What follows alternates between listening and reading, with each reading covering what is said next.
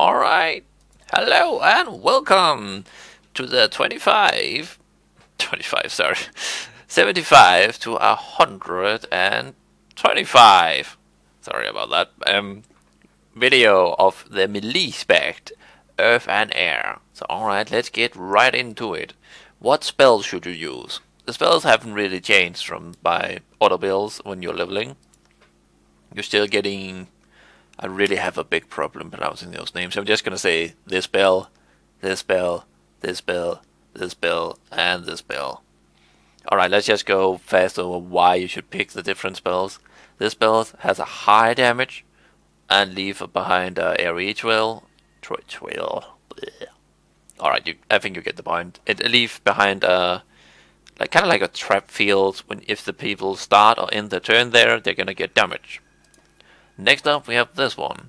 It has a non-line of sight, so and can be shoot through portal. It's nice, nice, nice. And AoE, always nice to have. You kind of need that in all specs, in my opinion. Just one AoE spell. And then we have this one. This is a high damage spell, so this is also really good. And then we have this one, the one that actually used to heal yourself with if shit hits the fan. So alright, I have put points into after you come out of the respect room at 80. This should actually be your spec.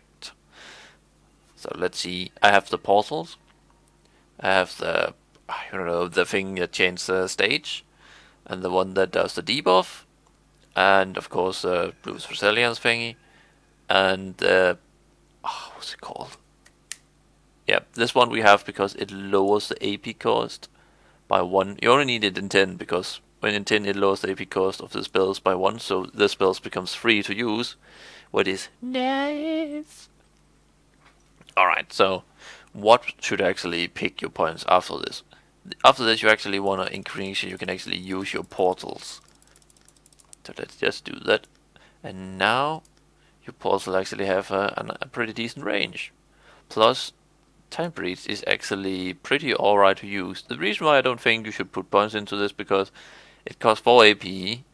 Alright, you're saying that's alright, you can get it down to 3, but that doesn't change. It has 3 fucking turns of cooldown. In my opinion, that's a little overkill. I can understand if it had like 1 turn of cooldown, maybe 2, but 3 it's kinda like it becomes that spell you don't level because it's still alright. Actually, when you don't level it, it's just waste of points, in my opinion. Alright, now here is the thing. You want to get Rage, and you want to get the other one. Sorry, I have really bad with pronouncing names. If you're going tank or just, in the face. If you're going like a survival DPS or tank, you want Rage. If you're just going pure hard damage, you want this one instead. Also, this one is more helpful for your team, so I'm going to pick this one. Let me just show you. As you can see now, you actually each time you or your friends use your portal, they've actually been healed for 5% of the maximum health. And you can also remove a portal if an ally stands over it, and never get 1 more AP for 1 round. So that's also pretty nice. And then we of course, I would just recommend getting this max, because that would increase you the maximum damage output you do by 3%. I think, and also you will take less damage. I think that's worth it. So alright, this should be your spec when you are 125 now. So let's just show. If we got the other stats. Alright. So you want to have 5 here, 10 here, and 15 here. Just like normal, a normal thing, and then like 1, 1, 1, 1, 1, 1, 1, 1. And if you're playing alone, normally, if you're not playing with someone all the time, initiative. If you're playing in the team all the time, Dutch. If you are playing in the team and you are tank, or if you're even solo tanking, it's actually worth getting luck. And I would say get crit and get block. If you are in a team all the time and actually have a healer to help you, I would probably say get 50-50 in like crit and backstab. And not block. It's just nice to take less damage when you're soloing. That is pretty much it. Alright, 1 AP, 1 MP. And now here's the thing, you need free control when you're playing Eliotrope to actually summon all 4 portals. So you actually have the choice of getting 2+ controls and damage if you don't have the controlling gear, or you can pick the final damage, or you could pick kit skill. I just don't think kit skill is worth it if you get the right items, as I showed in the last video. So yeah, I would probably say final damage, but if you have a trouble in getting the control gear, just pick the control, because that is alright, because you also get 40 damage, so it is pretty nice. So alright, so now we actually have it all set up, but you should have 11 AP by this, because about now you should have gotten your hands on solo monk here. It can be obtained in, I think it's Miss Freezy dungeon, and you can already start doing that in 110. So I would probably say when you have done that enough to actually get the 100 fragments you need to create this, it's, if you are subscribed, it's 50 run. If you're not subscribed, it's 100 runs. And of course you will get fragments each time you do the dungeon as well. And we see, yeah, that should be around right.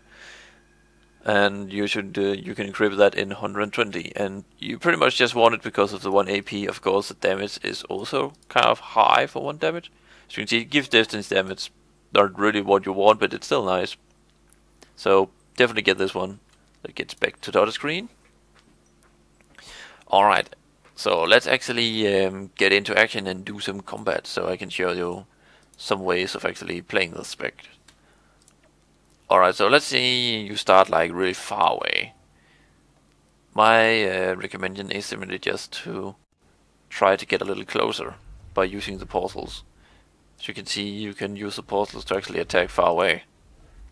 And yep, that's alright. The portal should always be around 5 silk blocks away from each other, and I think I actually did 1, 2, 3, 4. I did 1 too many. Alright, as you can see here, when I jump, I now get the long distance buff. You always want to place your portals around 5 silk blocks away. So that's 1, 2, 3, 4, 5. And we can go here, and you will see I will no longer get the long distance debuff. So that's pretty much what you want to do. So let's just remove that one. And I'm just going to show you what you pretty much can do. This is pretty much how I normally set up my portals. And, you know, let's just use time breeze to show it. And then you can pretty much jump like here. And you can jump up here pretty much without getting the debuff.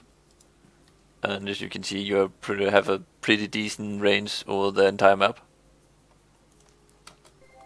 Oh, you can even use this one, so you have an even better range of the map. Alright, so let's just get behind him to show you another way you can get behind the enemy.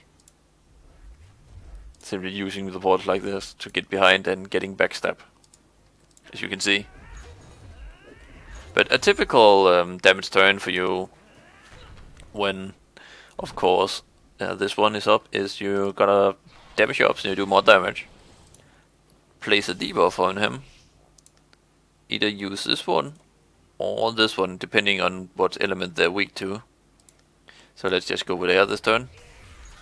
And of course you wanna stay close to them so they lose resist. And use this 2 times. As you can see, you get the piercing pretty high up. Remember, now that is it the second turn, you can then use either this or this, depending on which is weak to. Of course, you'll probably use this one if you want to get some health back. We can actually do that. Let's do this. As you can see, we're getting pretty decent health back. Oh, that was kind of weird. Threw it through the portal. And dead. Let's show you some of the utility you can do. Alright, let's see if you're kind of low on health and you want to kite it a little. You can actually use the spell here to push yourself back and the enemy. And there is also another spell you can use. Just gonna wait a little. What I'm doing right now, you should then you can actually throw this spell on them. And then use this spell here. That would actually double push back the enemy. As you can see. That is another way of getting the enemy really far away. And then you can run as well. It's a really nice way of getting the enemy far away. And you yourself far away as well. Of course you can also just use time breeds or use the portal.